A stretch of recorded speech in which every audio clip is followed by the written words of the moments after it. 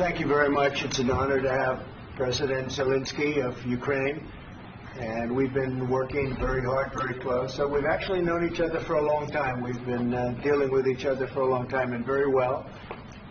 We had a little negotiation spat, but that worked out great. I think for both countries, I think for the world, actually, beyond both countries. And we have something that is a very fair deal. And we look forward to getting in and digging and working and getting some of the rare earth. But it means we're going to be inside, and it's a big commitment from the United States, and we appreciate working with you very much. And we will continue to do that. We have had some very good discussions with Russia. I spoke with President Putin, and we're going to try and bring this to a close. It's something that you want and that he wants. We have to negotiate a deal. But we've started the confines of a deal, and I think something can happen. The big thing is the number of soldiers, mostly at this point, but soldiers being killed. They're losing thousands of soldiers. So on both sides, we're losing a lot of soldiers, and we want to see it stop. And we want to see the money get put to different kinds of use, like rebuilding. And we're going to be working very hard. But we've had a lot of very good conversations. I will say until we came along, the Biden administration didn't speak to Russia whatsoever. They didn't speak to anybody. They just allowed this to continue. And I will say that, I'll say in front of you, you've heard me say it 1,000 times, if I were president, this war would have never happened. We would have had a deal negotiated for you without having to go through what you've gone through. But your soldiers have been unbelievably brave. We've given them great equipment, but somebody has to use the equipment. They've been unbelievably brave, and we give them great credit. This was supposed to be over very quickly, and here we are 3 years later. So I give tremendous credit to your generals and your soldiers and yourself, in the sense that it's been very hard fighting, very tough fighting. They're great fighters. And you have to be very proud of them from that standpoint. But now we want to get it over with. It's enough, right? We want to get it over with. So it's an honor to have you here. Thank you very much for coming. We're going to sign the agreement at the conference in the East Room in a little while, right after lunch. And we'll be having lunch together. We're also discussing some other things. And we appreciate everybody being here. It's somewhat of an exciting moment, but the really exciting moment is when they stop the shooting and we end up with the deal. And I think we're fairly close to getting that, and an honor to have you. And please, would you like to say something? No, thank you so much, Mr. President. Thank you for the invitation. And really, I hope that this first document, will be the first step to real security guarantees for Ukraine, our people, our children. I really count on it. And of course, we count that America will not stop support. Really, for us, it's very important to support and to continue it. I want to discuss it with details further during our conversation, and of course, the infrastructure or security guarantees. Because for today, I understand what Europe is ready to do. And of course, I want to discuss with you what the United States will be ready to do. And I really count on your strong position to stop Putin.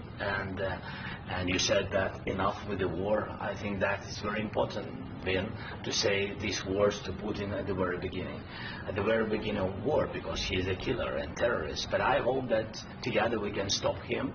But for us, it's very important to, to save our country, our values, our freedom and democracy, and of course, no compromises with the killer about our territories. But it will be later. And of course, what I wanted, we spoke about it by phone with you about the drones production. We have very good drones production. I think the best one in the world for today because of the war. Yes, and of course, we need very much the air defense. You have the best air defense in the world, and really you helped us under attacks of Russians. And I want to speak how we can exchange the licenses. We're open to share the licenses of all our drones with you, of course, with the United States. And we need licenses for quick production of air defense. Even after the war, we need our nation to be calm, that we are secure. So that's why we need this air shield. And of course, About this, I want to speak about the contingents. I think that France and UK already spoke to you, and we know that Europe is ready, but without the United States, they will not be ready to be as strong as we need. And then the last point, last not least, about exchange, about our people and children. And you know that this crazy Russian, that they stolen 20,000 of children, Ukrainian children. They changed their names, they changed their families, relatives, and now they're in Russia. We want to bring them back, and really it's a big dream, task and goal for me and our warriors. By the way, Mr. President, we exchanged, released more than 4,000 warriors from Russian prison, but there are thousands more in the prison. I wanted to share with you some images. How it's just can I know? Yeah, Have I? Good. Some minutes, 1 minute. Just you to understand in what circumstances, in what situation they are, and what the attitude of Russia to our prisoners. That guys, just you before and after. And you see before and after, just you to understand. Now thousands of such guys, ladies and men, there, and that, so they don't eat, they beat them, and they, a lot of bad things. So out of, even during the war, there are rules. Everybody knows there are rules during the war. So these guys, they don't have any rules. You see that 50, 60 kilograms left, and a lot of such things. And I didn't want to show you what the changes with images of children, because I will share with you. And, I mean, it's looking tragic. Yeah, that's tough stuff. I wanted very much to give you. You see it. Yeah. This is pastor, by the way. They stolen pastors because it's not Russian church. They stolen pastors and moved pastors to the prison. At the end of last year, we brought 3 pastors. And, we could exchange them. And this is pastor, you see. Yeah, that's tough. Yeah. So I mean, this I wanted to show you, and this. So thank you very much. We want to get that ended, right? Yeah. Of course. We will. I think we will. And We have to, of course. do you have any questions, please? Thank you, Mr. President. With how much money is the U.S. going to put into the fund that is being created today, and how does this provide long-term security for Ukraine? Well, we don't know exactly how much, because we're going to be putting some money in a fund that we're going to get from the raw earth that we're going to be taking and sharing in terms of revenue. So it's going to be a lot of money will be made from the sale and from the use of raw earth. And as you know, our country doesn't have much raw earth. We have a lot of oil and gas, but we don't have a lot of the raw earth. And what we do have is protected by the environmentalists, but that can be unprotected. But still, it's not very much. They have among the best in the world in terms of raw earth. So we're going to be using that, using it for all of the things we do, including AI, and including weapons and the military, and it's really going to very much satisfy our needs. So it's something that just worked out really well. We have a lot of oil, and we have a lot of gas, we have a lot, but we don't have raw earth. So this has just about every component of the raw earth that we need for computers, for all of the things we do. This puts us in great shape. And long-term security for Ukraine. I think they're going to have great luck. I think once we make the agreement, that's going to be 95% of it. They're not going to go back to fighting. I've spoken with President Putin, and I feel very strong. I've known him for a long time, and I feel very strongly that they're very serious about it, and we'll make a deal. And when the deal is made, I don't think we talk about security. Everyone's talking about the other day. All they talked about was security. I said, let me make the deal first. I have to make the deal first. I don't worry about security right now. We have to have a deal, because right now, last week, 2,000 soldiers died on both sides. 2,000. And they're losing 1,000, 2,000, 3,000 a week. So as we sit here and we talk, people are getting shot and dying on the battlefield. And, they're not American soldiers, but they're Russian soldiers and they're Ukrainian soldiers, and we want to be able to stop it. And we want to be able also to spend money on other things. We don't want to, this is a tremendous amount of money, and what the Biden administration did was terrible. They were giving money, but they had no security on the money. Europe, as you know, gave much less money, but they had security. It was in the form of a loan.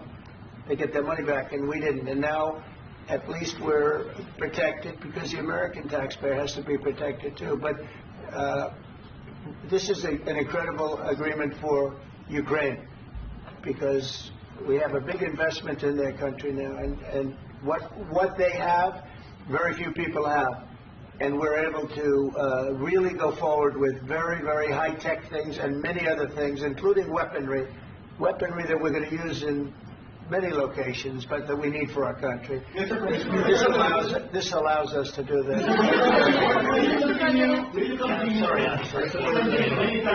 Yes, go ahead, please.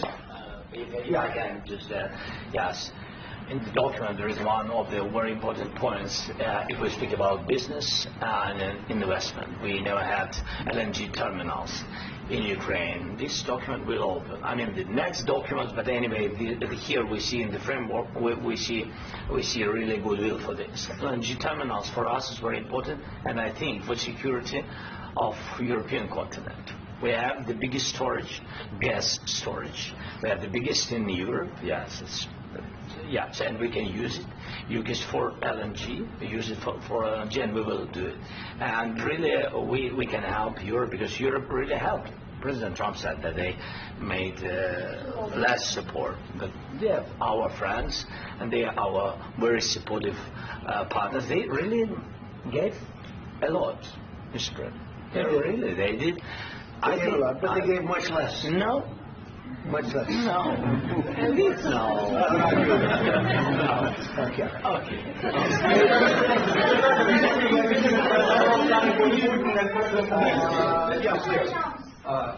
Mr. President Trump, you have repeatedly called the deal with Ukraine as a historical one. And as a President of the United States, you make historical decisions in other issues which affect America and other world. So what place in the world history do you want to take? And do you associate yourself with any famous historical figures? Yeah, I'd say George Washington, Abraham Lincoln. I would say I'm far superior to George Washington and Abraham Lincoln. Now, you know I'm only kidding, right? Because when I say that, the fake news is going to go wild. They're going to say he considers himself to be better than Washington. But you never know. You never know. I don't compare myself to anybody. I'm here to do a job. We've had a great 35 days or whatever it might be, a month, a little more than a month. We've accomplished tremendous amounts. Not only this would be a very great achievement if we could get the war stopped and get them back to normalization. I think that's going to happen. We've had very good talks on both sides, as you know. But I think we've done a very good job, just generally. If you look at all of the things we've done in 30 days, they're saying there's never been a opening for a president. The first month, there's never been a first month like we've had. And this is one of the very important things. This, to me, is one of the most important things, because we have tremendous death taking place as we speak, and I don't want to have that. You know, think of the parents, whether they're in Russia or Ukraine, think of the parents of all these people being killed needlessly. They came to our territory. Should have never started. This would have, if I were president, this would have never started. Will you continue sending military aid to Ukraine after the U.S. signs this agreement with Ukraine? Yeah, we're going to be continuing. President Zelensky, do you feel like the U.S. is on your side, that the President Trump is on your side at this moment? What do you think? He wants to know, do you think that, sort of a stupid question. I guess we wouldn't be here if I wasn't. I think that the United States on our side from the very beginning of occupation, and I think that President Trump on our side, and of course, I'm sure that the United States President will not stop support. This is crucial for us. It's important for us. Yes. And Putin, the president, speaks about the people and the soldiers which are dying, but they came to our territory, they came to our land. They began this war, and they have to stop.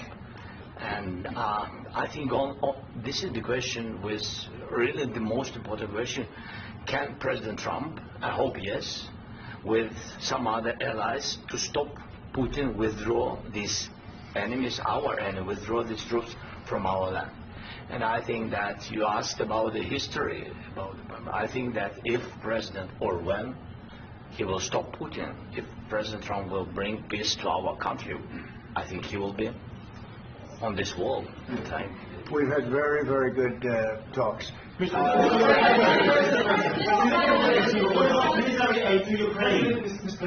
Zelensky just said that there will be no compromises with Vladimir Putin. I just wanted to ask both of you. Firstly, are there compromises that you think that President Zelensky is going to have to make? And President Zelensky, is there anything that you might be thinking you may be able to offer or bring to the table, for example, elections? Thank you. I think you're going to have to always make compromises. You can't do any deals without compromises. So certainly he's going to have to make some compromises, but hopefully they won't be as big as some people think you're going to have to make. That's all. That's all we can do. I'm here as an arbitrator, as a mediator to a certain extent between two parties that have been very hostile. To put it mildly, they've been very hostile. There's been a vicious war. There's been a vicious war. You know, it's a very level battlefield, and those bullets go out, and as I've said many times, we were talking about it with Pete, many times the only thing stopping those bullets is a human body. And in the case we're talking about, generally young human bodies are stopping a lot of bullets. It's dead level. That's why it's great farmland. It's great land. It's great farmland, but there's very little protection against the bullets that are being, and other things that are being shot. So all I can do is see if I can get everybody at the table and get an agreement. I think we're going to end up with an agreement. Otherwise, I wouldn't probably be even here today. Mr. President, I've got two questions for you. You think ultimately your legacy will be the peacemaker and not the president that led this country into another war and ended foreign wars? And I've got a question. I hope it will. I mean, I hope I'm going to be remembered as a peacemaker. This would be a great thing if we could do this. I'm doing this to save lives more than anything else. Second is to save a lot of money, but I consider that to be far less important. So I hope I'm going to, thank you, Brian, for that question. It was a nice question. I hope I'll be known and recognized as a peacemaker. This would be a great thing to solve. This is a very dangerous situation. You know, this could lead to a third world war. This was headed in the wrong direction. If this election were lost, if we didn't win this election, and we won it by a lot, that was a mandate. We won every swing state. We won the popular vote by millions and millions of votes. We won everything. The districts, you look at the areas of red, take a look at a map. This was a big mandate, and this was one of the things I said, we're going to get this thing settled. If we didn't win, I think this could have very well ended up in a third world war, and that would not have been a good situation. What was your second question? And my second question for President Zelensky. Why don't you wear a suit? Why don't you wear a suit? You're the highest level in this country's office, and you refuse to wear a suit. Just want to see if you own a suit? Yeah, problems. A lot of Americans have problems with you not respecting the dignity of this office. I will wear a costume after this war will finish. Okay. Yes, maybe something something like yours. Yes, maybe something better. I don't know. We will see. Maybe something cheaper than. Yeah. Thank you. Thank you, President Trump. You said yesterday that are you going to send more arms to Ukraine in case there's no peace? Yeah, we're going to have arms to Ukraine, yeah, sure. Hopefully I won't have to send very much, because hopefully we're going to have it finished. We're looking forward to finishing this quickly. We're not looking forward to sending a lot of arms. We're looking forward to getting the war finished so we can do other things. But we very much appreciate the agreement, because we needed what they had, and we're treating, our country is now treated fairly. Biden didn't do that. He didn't know what the hell he was doing. This should have never happened. This should have never started. But you know, sure, the answer is yes, but hopefully we won't have to send much, because I'm looking forward to getting it done quickly, very quickly. Does that still provide security guarantees, Mr. President? I don't want to talk about security yet, because I want to get the deal done. You know, you fall into the same trap like everybody else. A million times you said over and over, I want to get the deal done. Security is so easy. That's about 2% of the problem. I'm not worried about security. I'm worried about getting the deal done. The security is the easy part. Security is very nice. Everybody stopped shooting. And now will Europe put people there? I know France is going to. I know the UK is going to. I know other countries are going to, and they happen to be right next door. We haven't committed, but we could conceivably. You know, we have security in a different form. We'll have workers there digging, taking the raw earth so that we can create a lot of great product in this country. So in that sense, you have something, but we haven't determined that yet. I will say, in speaking to France and in speaking to, and they were here, as you know, last week and just the other day, they have committed to a lot of security. I don't think you're going to need much security. I think once this deal gets done, it's over. Russia's not going to want to go back, and nobody's going to want to go back. When this deal ends, I really believe this deal is going to be over. Yeah, please go ahead. Go ahead. Mr. President, thank you. You had President Macron and Keir Starmer at the White House this past week, both of whom praised your courage and conviction to lead the pathway towards peace. Yes. Part of that involved, though, re-engaging Russia in diplomatic relations, something that previous leaders lacked the conviction to do so. What gave you the moral courage and conviction to step forward and lead that? Well, I love this guy. Who are you with? One American News, sir. Well, that's why I like him. One American News does a great job. I like the question. I think it's a very good question. It's a pathway to peace.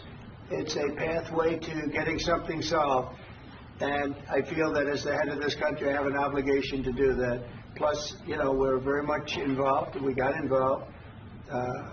It's too bad we got involved, because there should have been no involvement, because there should have been no war. And there shouldn't have been October 7th. That would have never happened. As you know, Iran was broke. They had no money to give to Hezbollah. They had no money to give to Hamas. They were stone cold broke. And then under Biden, they became rich as hell. They went from no money to $300 billion in a period of 4 years. And they gave a lot of that money away, and you see what happened. And that's a real mess also that we hope to be able to solve. But, no, I appreciate your question very much. I feel I have an obligation to try and do something to stop the death. Mr. President, if I can answer. Yes, if I can answer, sorry. Please. And I do like your clothing, though. Yeah, really? Even though I think he's a great guy, by the way. But I don't know if you two like each other, but you know what? I think he's dressed. I like this guy. I think he's dressed beautiful. So I have more serious things than answer on such Yeah, questions. sure, that's I will okay. answer on more serious That's a good questions statement. if I can. Yes. Yeah, so please, about security guarantees and about just ceasefire. We can't just speak about ceasefire and speak. It will not work. Just ceasefire will never work, because I'm like a president. I have this experience, and not only me. Ukraine before my presidency, from the 2014, Putin broken 25 times. 25 times he broken his own signature. 25 times he broke a ceasefire. But he never broke to me. He never broke. No, you were the president. You were the president He during. never broke to me. In 2016, you've been the president, Mr. President. You've been the president, but he had, of course, not with you, but he had during those periods. He had conversations with our side, and we had Normandy format. You know, the France, Germany, Ukraine, and Russia, and he broken 25 times. That's why we will never accept just ceasefire. It will not work without security guarantees. Security guarantees, maybe President is right about this document and other, but this document is not enough. Strong army is enough, because his soldiers afraid, Putin's soldiers afraid of our soldiers when we're strong enough. If we are not strong enough, if we are empty, if our storage is empty, we can't defend our land. Today, you know, he knows that we have all the world knows that we have meeting. Yes, why he's using ballistic? Putin today using ballistic on our hospitals, schools, and etc. Ballistic. So he knows that we are here and that President Trump is really have goodwill to stop this war. And you hear now the president. So why he's using? So he doesn't want to stop. He doesn't want. But I hope that we will do it. Really, we'll do it. Security. When we speak about security guarantees, when the Europeans are ready for contingents, they need USA backstop. If there will not be United States, we will not never have any contingents, strong contingents from the Europeans, because they don't want to divide alliance, connection between the United States and the main and strongest ally and Europeans. And this is crucial, this is important. That's what we want to speak about very much. This is very important. And air defense. So air defense, really, we have big deficit with all these systems, and we need to provide this. We need it very much. Otherwise, Putin will never stop, and will go further and further. He doesn't want. He hates us. You know, it's not about me. He hates Ukrainians. He thinks that we are not a nation. He thinks, and he shared these thoughts. I think maybe with your team also. I don't know, but with all the Europeans, in media, officially or not, he always said that there is no such country, such nation, such language, and such life like Ukrainian. No, he really doesn't respect all the Ukrainians, and he wants to destroy us. And you are right, Mr. President. That's 2%. This document, maybe other documents, it's a very good start, very good, but it will not enough to stop this person. Mr. President,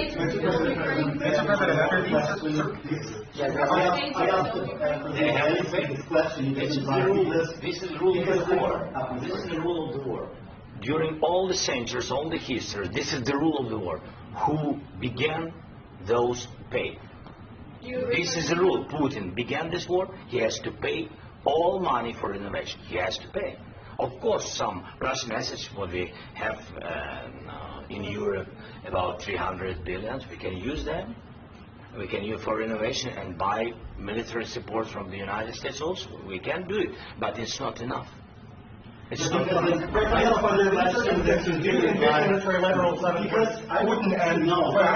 Wait, what's that? I asked this question that you didn't like because I wanted to know if you want to position yourself in the middle between Russia and Ukraine, or on the Ukraine side. No, I'm in the middle. I want to solve this thing. I'm for both. I want to get it solved. And it's wonderful to speak badly about somebody else, but I want to get it solved. If we can solve it, great. If we can't solve it, they're going to have to fight it out, and who knows what's going to happen. But I want to see it get solved. May I follow up with one more question about U.S. troops in Europe? After Russian invasion of Ukraine, your predecessor sent additional troops to Eastern Europe, including Poland, my country. Are you committed to keeping these troops on the eastern flank of NATO in the future? I'm very committed to Poland.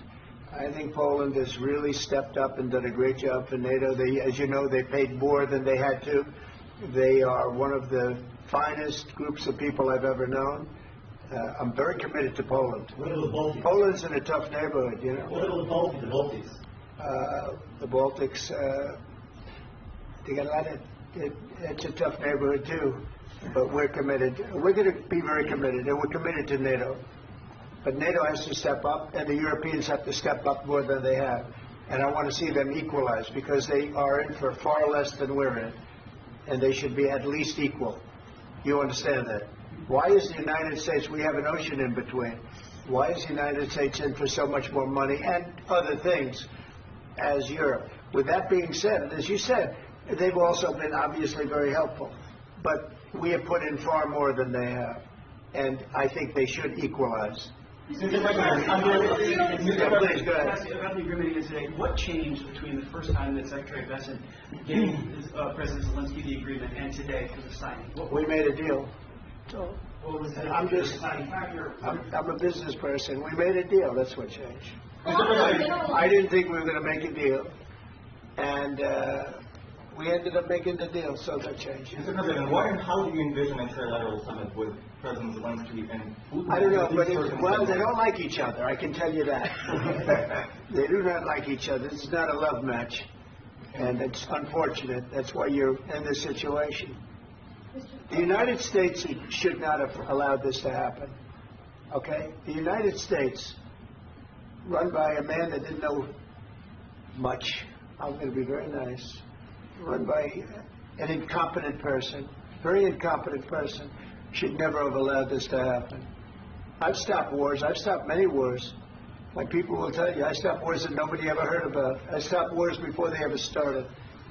You can look at some of, I could give you a lot of nations that would tell you right now they were probably going to war. I could tell you right now there's a nation thinking about going to war on something that nobody in this room has ever even heard about. Two smaller nations, but big, still big. And I think I've stopped it.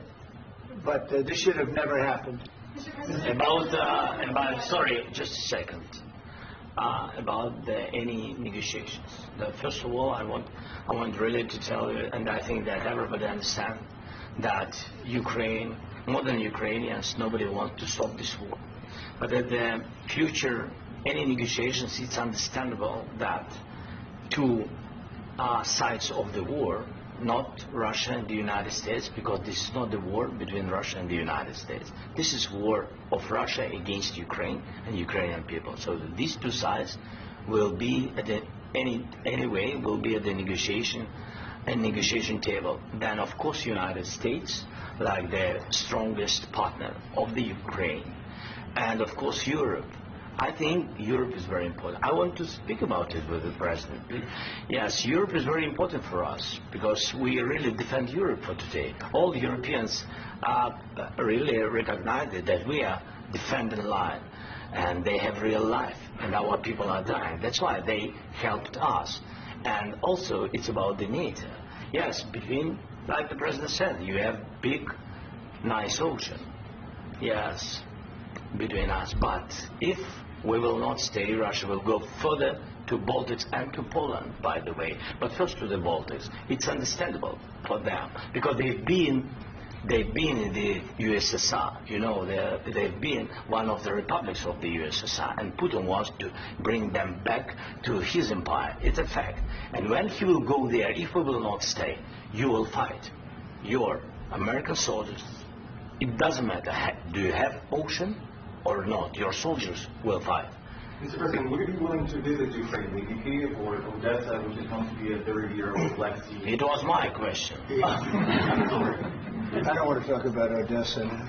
Let's not talk about Odessa. I want to talk about making a deal, getting peace. We don't have to talk about Odessa, but a lot of cities have been destroyed, a lot of cities that are not recognizable. There's not a building standing. No. And a lot of things have to You have to come and to look. No. We have very good cities.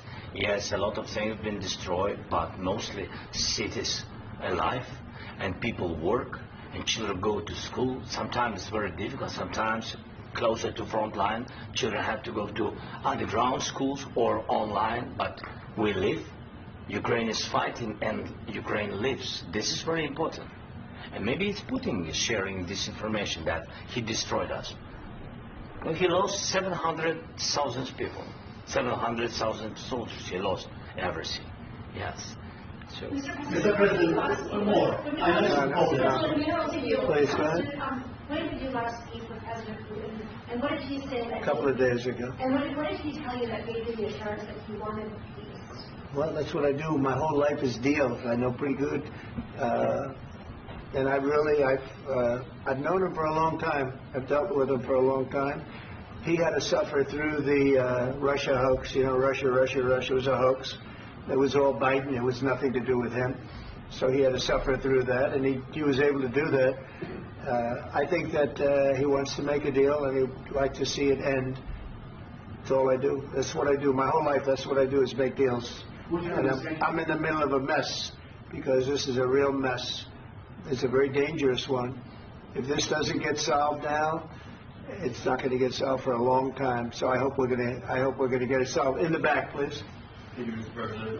Prime Minister Starmer claimed repeatedly that his government believes in free speech and was not engaged in censorship. But his country's government arrests people for memes and thought crimes, and even more worrisome is pressuring American companies to censor Americans on its behalf. How can he be a reliable, trustworthy partner when he says things that are demonstrably false on such an important topic? Well, we actually spoke to him about that yesterday, and we thought they took it very, very much too far. JD was very strong on it. So was I. So was Marco, and we've been speaking to him about it. Marco, would you like to say something about that? We have concerns, obviously, with the conduct of theirs, particularly as it impacts Americans. And there's real concern that American speech, which is online, could fall into the hands of British or any country's jurisdiction. And so this is a point the Vice President made in Munich, and I think it's a very compelling one, that what unites us with Europe, as much as anything else, is these shared values, and one of them being free speech. And so if Americans are threatened by it, we're going to need to take action in that regard. It's actually a very important question. We spoke about this in detail with the Prime Minister, the Foreign Secretary, and others at lunch yesterday, and I know that Secretary of Commerce Lutnick followed up in private meetings last night. This is really important. We believe Americans have the right to speak their mind, even if we in this room disagree with them. They have the right to speak their mind in the public square, which is often online these days. And we're going to defend that right as it pertains to American companies and American citizens vigorously if we have to. I do think that under the President's leadership, we're going to find common ground with our friends in the UK on this question, but it remains to be seen. The principle that will guide us is we believe in free speech in this country, and we'll fight for it for American citizens. Mr. President, on the deal, is there any other oil and gas component to the deal? Is it all critical? A little bit. We'll see. On LNG? But we're not really looking for that so much. We got a lot. We have more than anybody in the world, by far. So, no, we're not talking about it too much, but a little bit. I think it affects also, but for the most part, no. And, sir, is there any agreement from Ukraine to purchase U.S. LNG as part of the deal, or is that on the table at all? No, we don't need that. Mr. President, I just wanted to ask you about, you just mentioned that you've spoken to Vladimir Putin a couple of days ago. Just to be clear, that's a new call, not the one that you... I've spoken to him on numerous occasions. Okay. And how was the latest call? What did you discuss? How did it go? Are you serious with that question? It went well. I think we're going to have a deal. On the minerals deal, Mr. President, some of those minerals are in the east of Ukraine, not far from the front lines and in areas that Russia has occupied. Will you direct President Putin to withdraw his forces from those areas if there's U.S. interest? Well, we'll take a look at the time. We have a lot of area. It's a very big area we're talking about, so we'll take a look. I'll study that and I'll see. And who would protect those minerals if they are U.S. interests? Would that be Ukrainian forces? They'll be protected. The agreement will protect them. The agreement, yeah, we're signing an agreement. So what if Russia tries to invade or there's Russian aggression in their spot? I just told you I don't think that's going to happen. And if that were going to happen, I wouldn't make a deal. If I thought that was going to happen, I wouldn't make a deal. Some people may wonder why. You ought to focus on CNN on survival. Not asking me these ridiculous questions. Focus on surviving, because CNN's got such low ratings. I don't think they're going to survive. Let's go. I already mentioned Poland. Poland was under Russian control for decades after the Second World War. When I was a kid, I looked at the United States not only as a most powerful country, richest country in the world, the country that has great music, great movies, great muscle cars, but also as a force for good.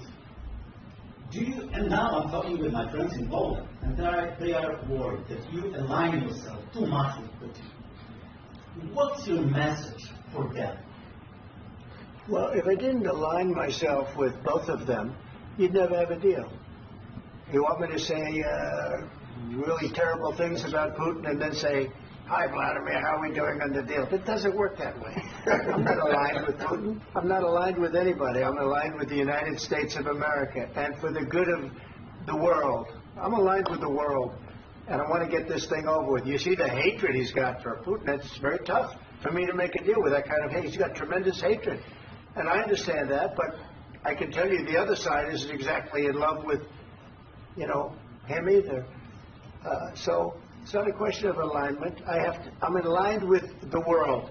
I want to get the thing set. I'm aligned with Europe. I want to see if we can get this thing done. You want me to be tough? I could be tougher than any human being you've ever seen. I'd be so tough. But you're never going to get a deal that way, so that's the way it goes. All right, one more question. Hey, I will respond to this. So look, for 4 years in the United States of America, we had a president who stood up at press conferences and talked tough about Vladimir Putin, and then Putin invaded Ukraine and destroyed a significant chunk of the country. The path to peace and the path to prosperity is maybe engaging in diplomacy. We tried the pathway of Joe Biden of thumping our chest and pretending that the President of the United States' words mattered more than the President of the United States' actions. What makes America a good country is America engaging in diplomacy. That's what President Trump is doing. Can I ask you? Sure. Yeah?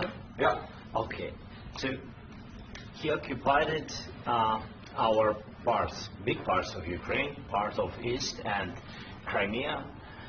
So he occupied it on 2014. So during a lot of years, so I'm not speaking about just Biden, but those time was Obama, then President Obama, then President Trump, then President Biden, now President Trump, and God bless, now President Trump will stop him. But during 2014, nobody stopped him. He just occupied and took. He killed people. You know what the contact 2015. 2014. 2014 is 2014. Yeah. So I was not here. Yeah, that's exactly right. Yes, but during 2014 till 2022, yeah, the situation the same. The people have been dying on the contact line. Nobody stopped him. You know that we had conversations with him, a lot of conversations, my bilateral conversation, and we signed with him, me, like a new president. In 2019, I signed with him the deal. I signed with him, Macron and Merkel, we signed ceasefire. Ceasefire, all of them told me that he will never go. We signed him with gas contract. Gas contract. Yes, but after that, he broken this ceasefire. He killed our people and he didn't exchange prisoners. We signed the exchange of prisoners, but he didn't do it. What kind of diplomacy, JD, you are speaking about? What do you mean? I'm talking about the kind of diplomacy that's going to end the destruction of your country. Yes, but if you Mr. President, with respect, I think it's disrespectful for you to come into the Oval Office and try to litigate this in front of the American media. Right now, you guys are going around and forcing conscripts to the front lines because you have manpower problems. You should be thanking the President for trying to bring it into this conflict. Have you ever been to Ukraine that you say what problems we have? I have been to. I've actually watched and seen the stories, and I know what happens is you bring them on a propaganda tour, Mr. President. Do you disagree that you've had problems like bringing people into your military? And do you think that it's respectful to come to the Oval Office of the United States of America and attack the administration that is trying to prevent the destruction of your country? A lot of questions. Let's start from the beginning. Sure. First of all, during the war, everybody has problems. Even you, but you have nice ocean and don't feel now, but you will feel it in the future. God bless. You don't know that. God bless. God bless. You will not have to work. Don't tell us what we're going to feel. We're trying to solve a problem. Don't tell us what we're going to feel. I'm not telling you. Because you're in no position to dictate that. That's exactly what you're doing. You're in no position to dictate what we're going to feel. We're going to feel very good. We're going to feel very good and very strong. You will feel influence. You're right now not in a very good position. You've allowed yourself to be in a very bad position, and he happens to be right about it. From the very beginning of the war. You're not in a good position. You don't have the cards right now. With us, you start having cards. Right now, you're playing cards. You're playing cards. You're gambling with the lives of millions of people. You're gambling with World War III. You're gambling with World War III. And what you're doing is very disrespectful to the country, this country. That's back to you. Far more than a lot of people say they should have. Have you said thank you once? A lot of times. No, in this entire meeting, have you said thank you? You went to Pennsylvania and campaigned for the opposition in October. Offer some words of appreciation for the United States of America and the president who's trying to save your country. Please, you think that if you will speak very loudly about the war, you can... He's not speaking loudly. He's not speaking loudly. Your country's in big trouble. Can I Wait a minute. No. You've done a lot of talking. Your country is in big trouble. I know. You're not I winning. know. You're not winning this. You have a damn good chance of coming out okay because of us. Mr. President, we are staying in our country, staying strong from the very beginning of the war. We've been alone, and we are thankful. I said thanks You haven't in been this alone. cabinet. You haven't been alone. In this We cabinet. gave you, I you said stupid thank president, $350 billion. You voted we gave for you your military equipment, and you voted men for are your brave, but they had to use our military. What am I asking? If you didn't have You our invited military me- equipment, You invited if me you to didn't speak. have our military equipment, this war would have been over in 2 weeks. In 3 days, I heard it from Putin. In 3 days. This is something Maybe new. less. In 2 weeks. Of course, yes. It's going to be a very hard thing to do business like this. I tell you. Just say thank you. I said a lot of times, Accept to American people. Accept that there are disagreements, and let's go litigate those disagreements rather than trying to fight it out in the American media when you're wrong. We know that you're wrong. But you see, I think it's good for the American people to see what's going on. I understand, sir. I think it's very I understand. important. That's why I kept this going so long. You have to be thankful. You don't have the I'm cards. thankful. You're buried there. Your people are dying. tell you You're again, running I low know. on soldiers. Don't- Listen, don't please, you're running Mr. low on President. soldiers. It would be a damn good thing. Mr. Then you tell us, I don't want a ceasefire. I don't want a ceasefire. I want to go, and I want this. Look, if you could get a ceasefire right now, I tell you, you take it so the bullets stop flying and your men stop getting Of killed. course, we want to stop the war. But you're I saying said- you don't want a But ceasefire. I said to you, I want a with ceasefire. guarantees. Because you'll get a ceasefire faster than an agreement. Ask our people about ceasefire, what they think. That wasn't Doesn't with matter for you me. what- That what wasn't is- with me. It That was with wasn't with a guy named Biden who was not a smart person. This That is was your- with, this that was is with your Obama. president. It was your president. Excuse me. That was with Obama, who gave you sheets, and I gave you javelins. Yes. I gave you the javelins to take out all those tanks. Obama gave you sheets. In fact, the statement is Obama gave sheets and Trump gave javelins. You got to be more thankful, because let me tell you, you don't have the cards. With us, you have the cards, but without us, you don't have any cards. One more question to Mr. Vice President. I'm sorry. It's going to be a tough deal to make, Um, because the attitudes have to change. What if Russia breaks ceasefire? What if Russia breaks peace talks? What is it then? I understand that it's a heated conversation right now. What are you saying? What She's if asking, what if Russia breaks the ceasefire? What if anything? What if a bomb drops on your head right now? Okay? What if they broke it? I don't know. They broke it with Biden because Biden, they didn't respect him. They didn't respect Obama. They respect me. Let me tell you, Putin went through a hell of a lot with me. He went through a phony witch hunt where they used him and Russia. Russia. You ever hear of that deal? That was a phony Hunter Biden, Joe Biden scam. Hillary Clinton, Shifty Adam Schiff. It was a Democrat scam. And he had to go through that. And he did go through it. We didn't end up in a war. And he went through it. He was accused of all that stuff. He had nothing to do with it. It came out of Hunter Biden's bathroom. It came out of Hunter Biden's bedroom.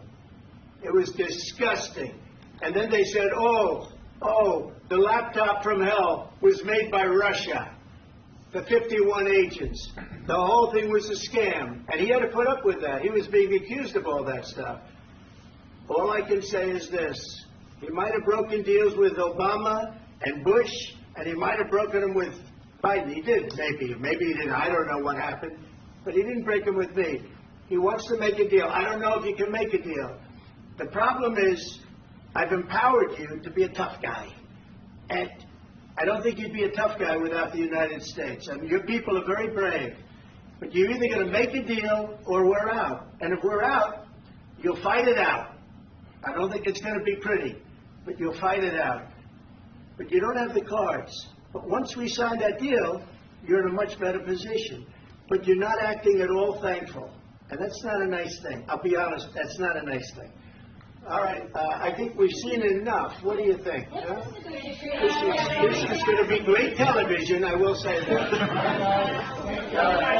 We'll see what we can do about putting it together. I need the back of this. We'll see.